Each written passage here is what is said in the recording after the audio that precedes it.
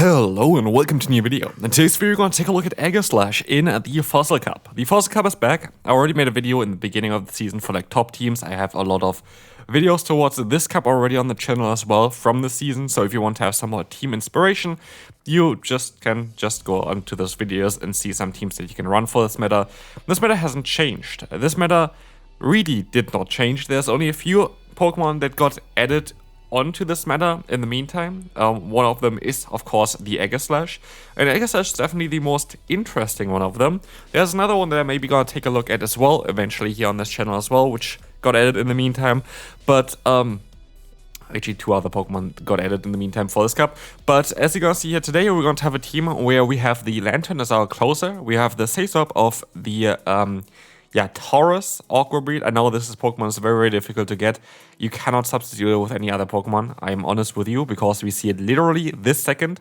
This is the main reason why there is no substitute for this Pokemon. This Pokemon has Trailblaze, which just is so much better in this meta than any other water and fighting type Pokemon. Like, you're going to have access to, like, I think 2 or 3 other water and fighting type Pokemon. It's a very common combination, to be fair, in modern Pokemon, especially with, like, I think 2 added last generation, but none of them have the coverage that you kind of want here. I guess Quaquaval still has the option to go for Hydro Cannon plus Close Combat, which can be an interesting one. But honestly, yeah, this Pokemon is quite unique. Speaking of quite unique, we're going to have Aegislash here. Couldn't really be more unique than this Pokemon itself. This Pokemon has access to 2 different forms, which is, in the way it is here, very, very unique. But also, I'm actually really happy that form changes are now part of Pokemon Go PvP. I do think this is a huge thing, because there are actually some other Pokemon that's still missing as well that would be able to form change maybe in the future. One of them would be, for example, Darmanitan, which would make this Pokemon way, way interesting with a Zen form. Another one that I would think would be very interesting as well, and I think would be one of the best Pokemon that they could add, is I think a Minior it's called, like the little meteorite there from Generation 7, which hasn't been seen in Pokemon Go yet. All of those are going to be very, very interesting, and so I think it's kind of cool to see Aegislash now having a more unique form change, other than like more Peko, where it's only the type of a charge move changes. So yeah, I'm curious on how things are going to move forward with those form change Pokemon. But of course, Aegislash got released very much bugged in a way they didn't want to release this Pokemon. Nowadays, it's definitely a little bit more fairer. I do think that there is a ginormous difference, by the way, for Aegislash if you have a good IV version and not. So yeah, you really want to have good IVs on this Pokemon. And as we see here, we don't really have that. So like, it is not a fair representation of this Pokemon itself. By the way, if you're wondering why we encounter Galarian Moltres in the Fossil Cup, I think went 3 or 4 times in the wrong league for whatever reason. Sorry about that, but yeah, like I just misclicked so many times.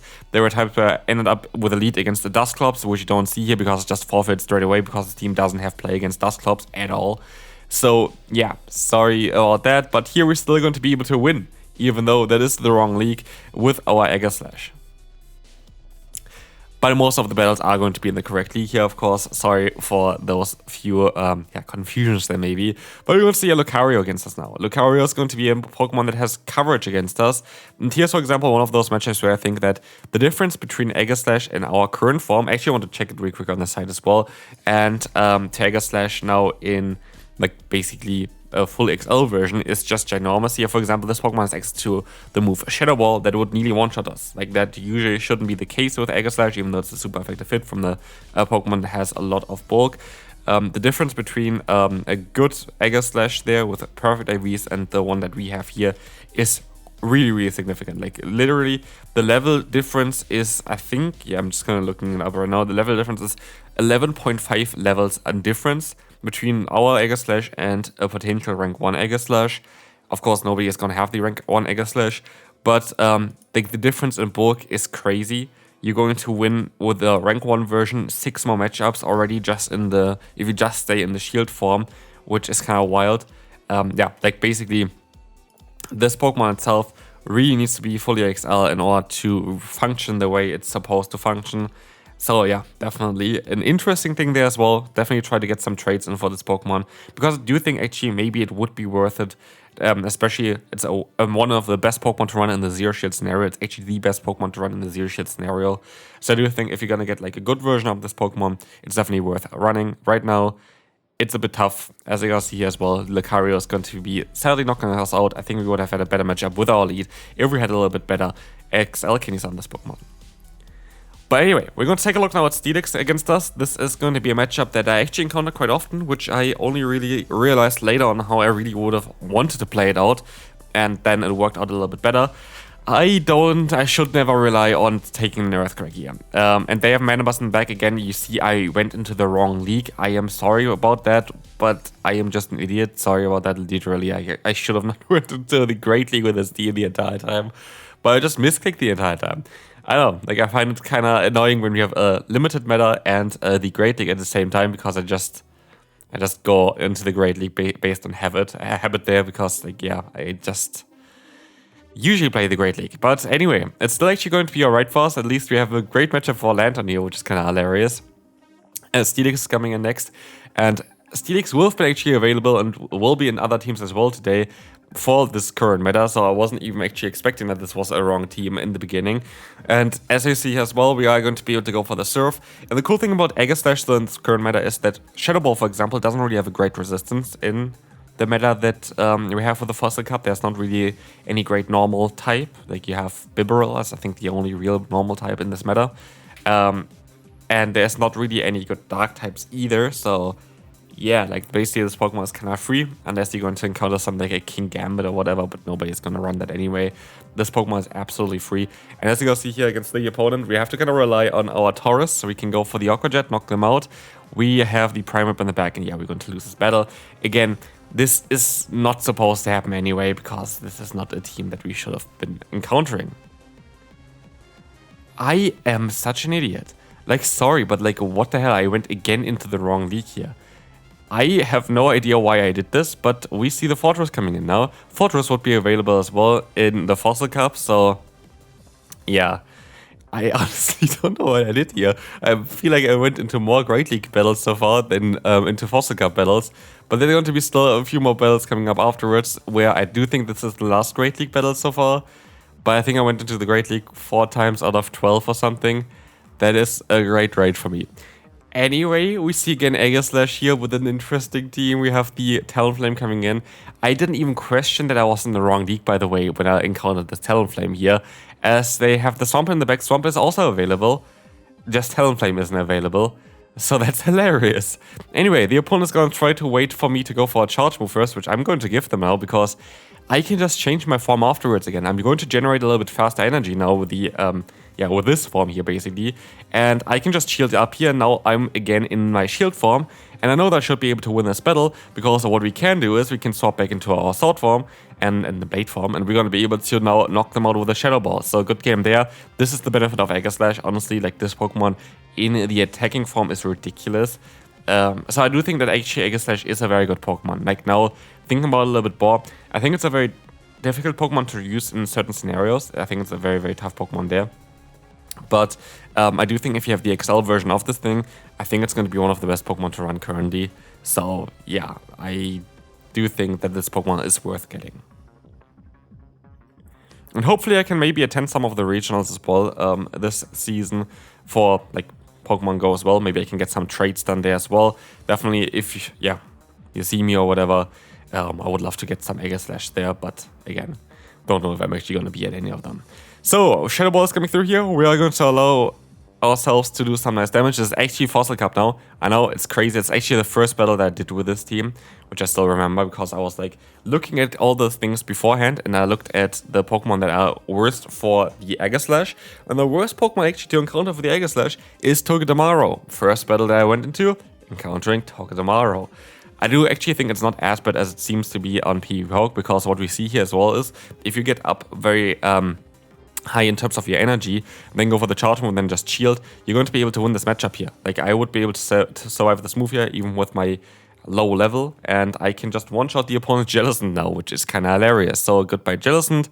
I should have maybe stopped out of here into my yeah, Lantern. I do think this would have been the better play to go for. Just swap it into Lantern, keep the energy, one-shot something else later on. I think this would have been the ideal way of playing this matchup.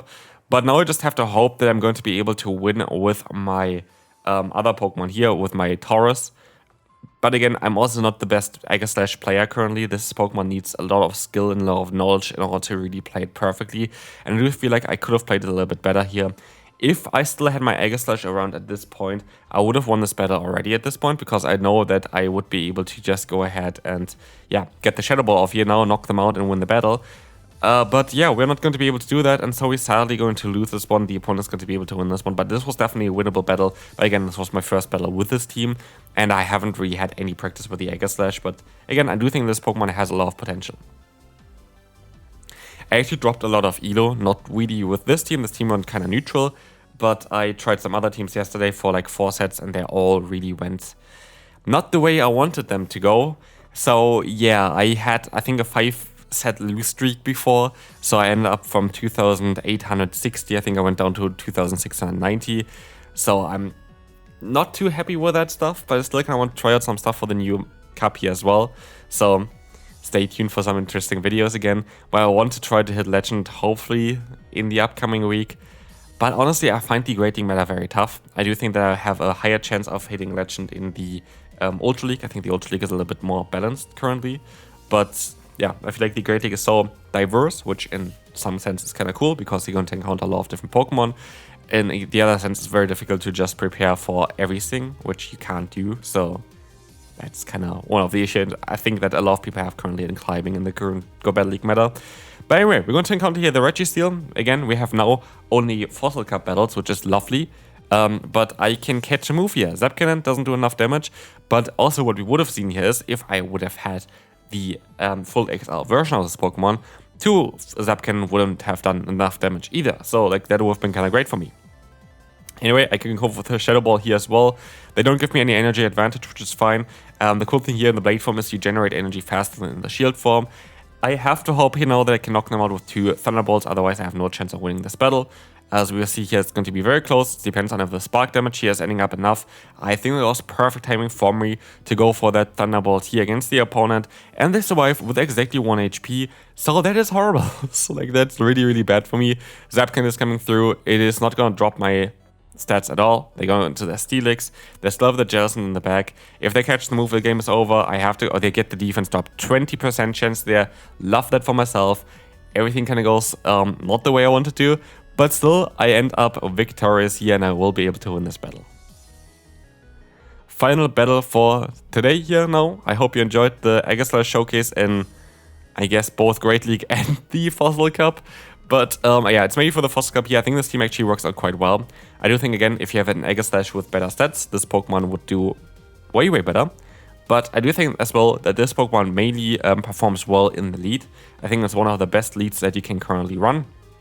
The reason is that you just have so much pressure and so much potential with your Blade form.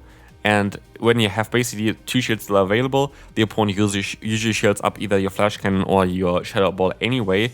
You're going to be able to take the first hit, then retaliate, then shield up again, go into your other form, then take another hit basically, go for your own charge move. You're going to be able to win most of the 2 shield scenarios against the current meta, which is kind of cool to see. So it allows you to kind of align yourself later on. So maybe even with that knowledge now, I would have maybe even built a different team around Aegislash. Why? Because what I could have done as well is could have made a better core with backline. The core itself is alright with the backline, but you have that common weakness of grass, which can be a little bit of an annoying one. But I maybe would have played a little bit of a different team than around this kind of scenario here. But again, like, this kind of knowledge you only get from playing this Pokemon. I think that Aegislash is great. As you see here as well, they're going to have the Poliwrath against us in the back. That's going to be alright for us because we can take the hits. But also we can see here now a little bit of the benefit of the Blade form. Because what we can see is that we're going to generate energy way faster now. Which is lovely because now we can go for another Shadow Ball. And while they do more damage against us, we're going to put them into a position where we can spark them down. I hope they are not running Dynamic Punch. If they run Dynamic Punch, they win here. But I have to guess that they don't. They run the Icy Wind. And we're going to see the Jellicent coming in. We can farm them down, win the battle. And hopefully you enjoyed the showcase for Aegislash. Hopefully you can leave a like on the video. It helps me out a ton. And I will see you then. Bye-bye.